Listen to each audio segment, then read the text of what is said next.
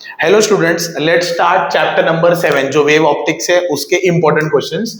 अगर first important question देखा, normally students ये टॉपिक मिस करते, तो ये फर्स्ट इंपॉर्टेंट क्वेश्चन अगर आपने इसमें दे देखा तो दे विल आस्क हाइगेन्स प्रिंसिपल। ये 2 मार्क का बहुत सारे पेपर में पूछा गया हुआ क्वेश्चन है, हाइगेन्स प्रिंसिपल। मैंने जानबूझ के बोर्ड को 2 पार्ट्स में डिवाइड किया है बिकॉज इधर जो इतने ज्यादा बार पूछे नहीं गए क्वेश्चंस, ये वाले क्वेश्चंस है और ये तुम लोग ने पढ़ने ही चाहिए। ओके, तो दिस इज हाइगेन्स प्रिंसिपल। सेकंड अगर देखा तो इसके अंदर हाइगेन्स प्रिंसिपल यूज करके लॉ ऑफ रिफ्लेक्शन वेरीफाई करना है। ओके, तो यूजिंग हाइगेन्स प्रिंसिपल,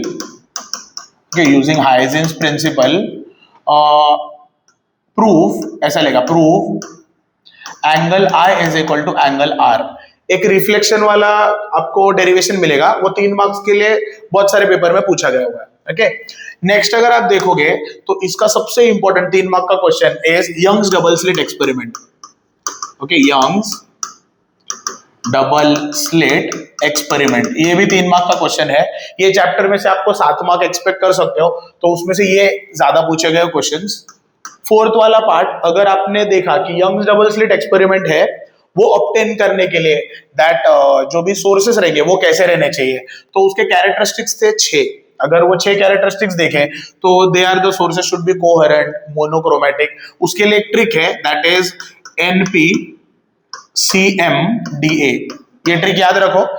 N मतलब वो स्लिट्स नैरो रहने चाहिए, नैरो। P मतलब they should be in same state of polarization. C जो रहेगा that will be coherent sources रहने चाहिए, कोहेरेंट। M मतलब रहेगा मोनोक्रोमेटिक, क्रोमेटिक। एंड D वाला पार्ट मतलब distance between slit and the screen 1000 का मल्टीपल रहना चाहिए। मतलब 1 मीटर का अगर स्क्रीन का डिस्टेंस रहा तो स्लिट्स का विड्थ 1 mm होना चाहिए। ओके, तो this should be distance and this will be amplitude. दोनों सोर्सेस का amplitude should be same. Okay, तो आपको ये चीज याद रखने की वेव ऑप्टिक्स में से इतना तो भी मिनिमम पढ़ के रखोगे। फिफ्थ अगर क्वेश्चन मैंने लिखा तो तुम लोग को राइलेस क्राइटेरिया पूछ सकते हैं, Rayleigh's criteria for limit of resolution. Okay, तो ये 5 टॉपिक तो इंपॉर्टेंट हो गए वेव ऑप्टिक्स में से। अगर आपको एक्स्ट्रा कुछ पढ़ना है कि ये छोड़ के और क्या पढ़े, तो ये मैंने ऐसे इंपॉर्टेंट क्वेश्चंस लिखे जो कभी कभी पूछते, तो दे कैन आस्क, ये list important topics. They will ask first part, that is wavefront. They will ask wavefront and types of wavefront. Okay, ये 1 मार्क 2 मार्क का हो सकता है।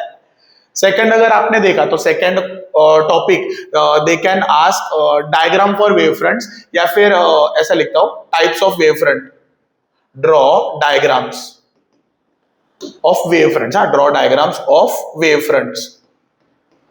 ये list asked questions. Okay, list asked.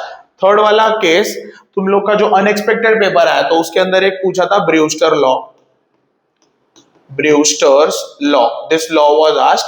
इसके अंदर ही वही पेज पे आपको मिलेगा Malus law, Malus law. Okay, ये छोटे छोटे क्वेश्चन जो छुपे हुए। और एक है ना जो फिफ्थ टॉपिक पूछ सकते हैं, दे आस्क पोलराइजेशन,